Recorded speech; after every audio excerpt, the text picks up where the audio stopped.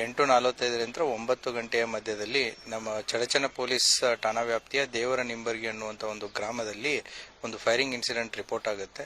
ಅದನ್ನು ಹೋಗಿ ನೋಡಿದಾಗ ಗೊತ್ತಾಗುತ್ತೆ. ಅದರಲ್ಲಿ ಭೀಮನಗೌಡ ಬಿರಾದರ್ ಅನ್ನುವಂಥ ವ್ಯಕ್ತಿ ಸುಮಾರು 43 ವರ್ಷ ವಯಸ್ಸು, ಆತನ ಮರ್ಡರ್ ಆಗಿರೋದು ಕಂಡು ಬಂದಿರುತ್ತೆ. ಆ ಹಿನ್ನೆಲೆಯಲ್ಲಿ ಸ್ಥಳ ಪರಿಶೀಲನೆಯನ್ನು ಕೈಗೊಂಡಾಗ ಮತ್ತೆ ಅಲ್ಲಿ ಸೋಕೋ ಟೀಮ್ಸು ಮತ್ತು ಈಗಾಗಲೇ ಪೊಲೀಸ್ ತಂಡಗಳು ಭೇಟಿ ಕೊಟ್ಟು ವಿಚಾರಣೆಯನ್ನು ಕೈಗೊಳ್ಳಲಾಗಿದೆ.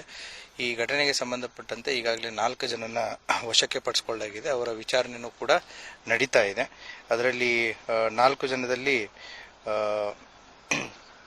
ರಜೀವುಲ್ಲಾ ಮಕಾನ್ದಾರ್ ಮತ್ತೆ ವಾಸಿಂ ಮನಿಯಾರ್, ಫಿರೋಜ್ ಶೇಖ್ ಮತ್ತೆ ಇನ್ನೊಬ್ಬ ವ್ಯಕ್ತಿ ಮೌಲಾ ಸಾಬ್ ಲಾಡ್ಲೆ ಸಾಬ್ ಅನ್ನುವಂಥ 4 ಜನ ವ್ಯಕ್ತಿಗಳನ್ನ ಈಗಾಗಲೇ ನಾವು ವಶಕ್ಕೆ ಪಡ್ಕೊಂಡು ವಿಚಾರಣೆಯನ್ನು ಮಾಡ್ತಾ ಇದ್ದೀವಿ.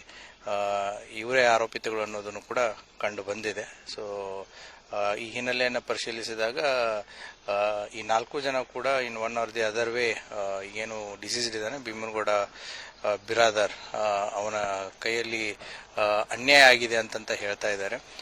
ಅದರಲ್ಲಿ ಒಬ್ಬ ವ್ಯಕ್ತಿದು ಸುಮಾರು 1 ಲಕ್ಷ ರೂಪಾಯಿ ತಗೊಂಡಿತ್ತು, ಮತ್ತೆ ಏನು ಆಶ್ರಯ ಮನೆಗಳನ್ನ ಕೊಡ್ತೀನಿ ಅಂತಂತೇಳಿ ಇವರು ಮುಂಚೆ ಪಂಚಾಯತ್ ಪ್ರೆಸಿಡೆಂಟ್ ಆಗಿರ್ತಾರೆ. ಈಗ ಇತ್ತೀಚೆಗೆ ಕೆಲವು ವಾರದ ಮುಂಚೆ ಅದನ್ನು ರಿಸೈನ್ ಮಾಡಿದ್ದಾರೆ.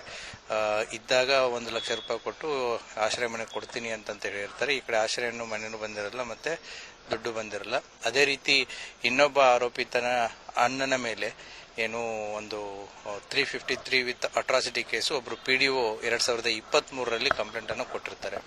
ಸೊ ಆ ಹಿನ್ನೆಲೆಯಲ್ಲಿ ಅವರ ಅಣ್ಣನೂ ಕೂಡ ಅವಾಗ ಅರೆಸ್ಟ್ ಆಗಿರ್ತಾನೆ. ಆ ಕೇಸ್ ಆಗಿ ಅರೆಸ್ಟ್ ಆಗೋದಕ್ಕೆ ಕಾರಣ ಭೀಮನಗೌಡ ಬಿರಾದರ್ ಅನ್ನೋದು ಕೂಡ ಇನ್ನೊಬ್ಬ ಆರೋಪಿತನ ತಲೆಯಲ್ಲಿ, ಜಾಕೀರ್ ಮುನಿಯಾರ್ನ ತಲೆಯಲ್ಲಿ ಇದ್ರ ಬಗ್ಗೆ ಇರುತ್ತೆ. ಅದೇ ರೀತಿ ಇನ್ನೊಬ್ಬ ವ್ಯಕ್ತಿ ಫಿರೋಜ್ ಅಂತ ಏನು ಸೆಂಟ್ರಿಂಗ್ ಕೆಲಸ ಮಾಡ್ತಾನೆ, ಇವನು ಕೂಡ ಮುಂಚೆ ಈಗ ಡಿಸೀಸ್ಡ್ನ ಮನೆ ಕೆಲಸನೂ ಮಾಡಿರ್ತಾನೆ. ಮತ್ತೆ ಇವನಿಗೆ ಸ್ಯಾಂಡು ಮತ್ತೆ ಕಡಿನ ಕೊಡಬೇಕು ಅನ್ನೋದಿರುತ್ತೆ. ಆ ಹಿನ್ನೆಲೆಯಲ್ಲಿ ಅವನು ದುಡ್ಡು ಕೇಳಕ್ಕೆ ಹೋಗಿರ್ತಾನೆ, ಅದು ಕೂಡ ಇವನಿಗೆ ಬಂದಿರಲ್ಲ. ಆ ವ್ಯವಹಾರದಲ್ಲಿ ಈತ ಮಧ್ಯಸ್ಥಿಕೆ ವಹಿಸಿರ್ತಾನೆ ಅನ್ನುವಂಥದ್ದು ಒಂದು ಕೂಡ ಗಮನಕ್ಕೆ ಬರ್ತಾ ಇದೆ.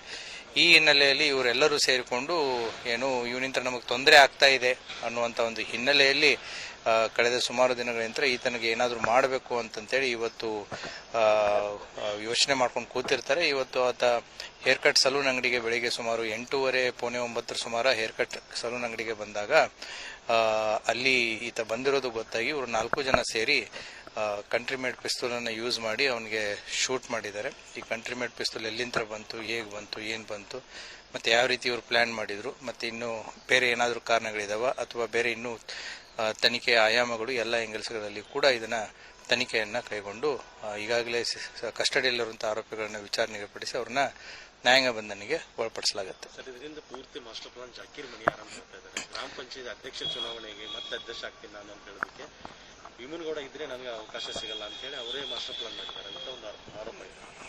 ಎಲ್ಲ ಆರೋಪಗಳನ್ನ ನಾವು ತನಿಖೆಯ ಸ್ವರೂಪದಲ್ಲಿ ತಗೊಂಡು ಎಲ್ಲ ಆಯಾಮಗಳಲ್ಲಿನೂ ಕೂಡ ಇದನ್ನ ತನಿಖೆಯನ್ನ ಮಾಡ್ತೀವಿ. ಜಾಕೀರ್ ಮನಿಯಾರದ್ದು ಇನ್ವಾಲ್ವ್ಮೆಂಟ್ ಇದ್ರೂ ಕೂಡ ಖಂಡಿತವಾಗಿಯೂ ಕ್ರಮವನ್ನ ಕೈಗೊಳ್ತೀವಿ. Thank you.